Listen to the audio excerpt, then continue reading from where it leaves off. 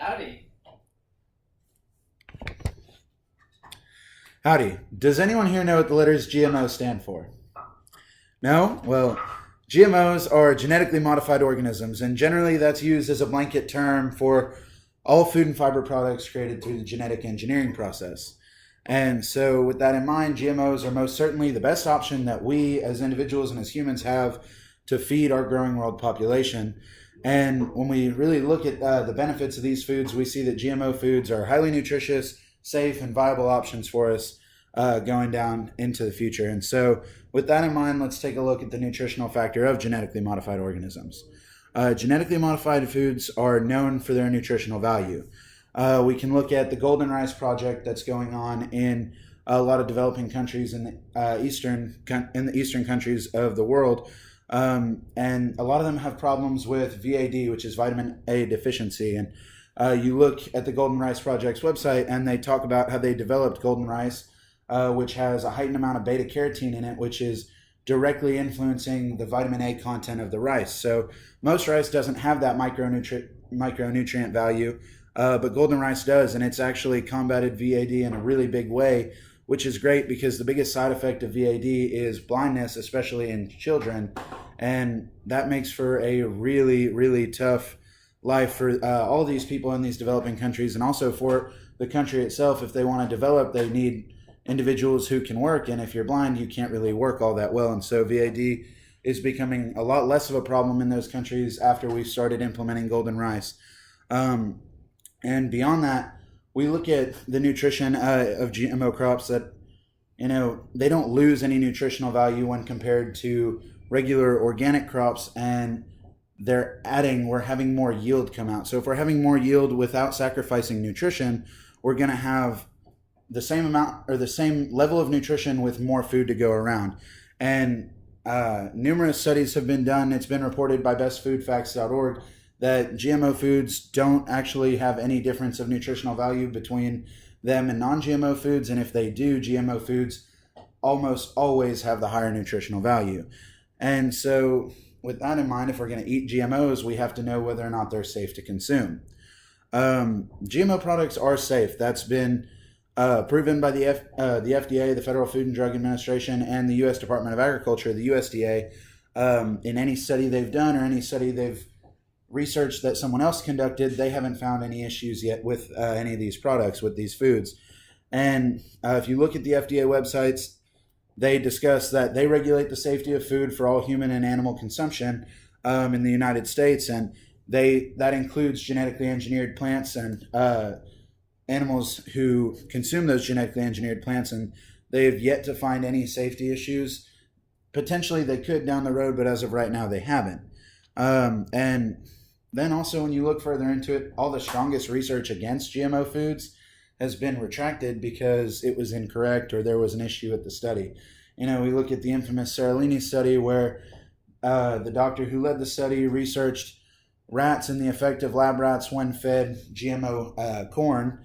And what his results were that these rats, whenever fed this GMO corn, they rapidly developed all these tumors all over their body. And that's a huge argument against GMO foods. However, when we take a step back and we go to peer review processes and we look at the study, we see that the rats that he used in this project were actually a breed of rats which are very common and very prone to developing rapid tumors all over their body. And so you can't attribute any of that to GMOs. It's correlation, but correlation doesn't necessarily prove causation because every single rat in the study did develop these tumors. But, it's yet to be proven whether or not they're unsafe, but there's nothing that says they aren't, and so many studies that say they are safe. And so looking past that, why do we need GMOs? Why do we need to eat these foods? And GMO products, like I said before, are just our best and most viable option for feeding our growing world population.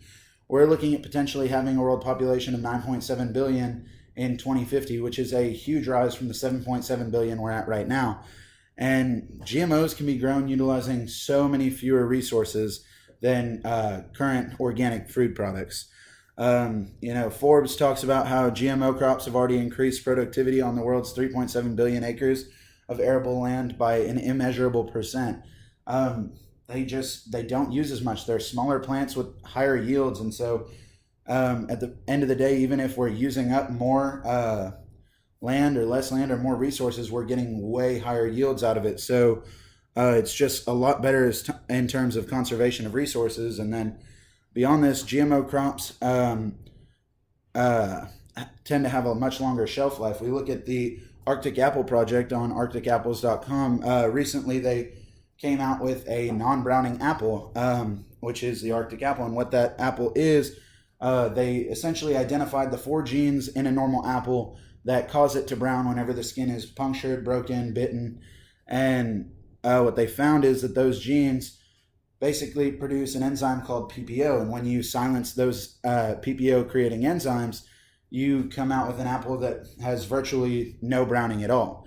And so with things like this in mind, we're looking at increasing the shelf life of apples from 2 or 3 weeks to 2 or 3 months. And when a lot of the issues in getting food to people in developing countries and people who are starving aren't necessarily the fact that they can't grow their own food, but they're never going to be able to grow their own food. And the issue isn't production, it's transportation. We need foods that are going to last a lot longer so we can get foods to these people. And so taking all of that into consideration, we've seen that GMO foods are highly nutritious, safe, and viable options for feeding our growing world population. And with that in mind, I implore you to read more into this and research this and become an educated consumer, because you don't have to just fully and faithfully support GMO foods. But I do hope and I do wish that you go out and become an educated consumer so that you can make these choices on your own and be eating what you think is best for you. With that, I'm now open to questions. Yes. Would you consider GMOs safe then to eat just as a normal food? Yes, I would. I think personally it isn't really a huge issue. Everything I've seen, everything I've studied over the years proves that GMOs are safe to eat, and if they weren't safe to eat, they wouldn't be available to the American consumer. We have so many different organizations in charge of regulating food for consumers, and when we look at it, the Federal Food and Drug Administration and the U.S. Department of Agriculture, and especially the Texas Department of Agriculture, they wouldn't allow foods to be on the market that aren't safe for human consumption or animal consumption for that matter. Thank you. Any others? Do GMOs have any other effects on the environment? So no, GMOs are actually made with the environment in mind. So when we produce genetically modified organisms, the goal of scientists when they're doing this is to figure out the best way to keep up with conservation efforts while still feeding on a larger scale. And so that's why we have thousands and thousands of trials of genetically modified organisms, but there's only 8 that are available to the U.S. public right now. Because it's purely for the fact of if it's not going to be safe to continue to grow these, or it's not going to be good for the environment, we're going to figure out a different way, something else we can do to these plants to make that a better option. Is there any aspect of genetically modified that is chemically modified, or are they completely separate? No, so there's actually 4 types of processes used in plant breeding and plant modification. And only one is actually considered genetic modification.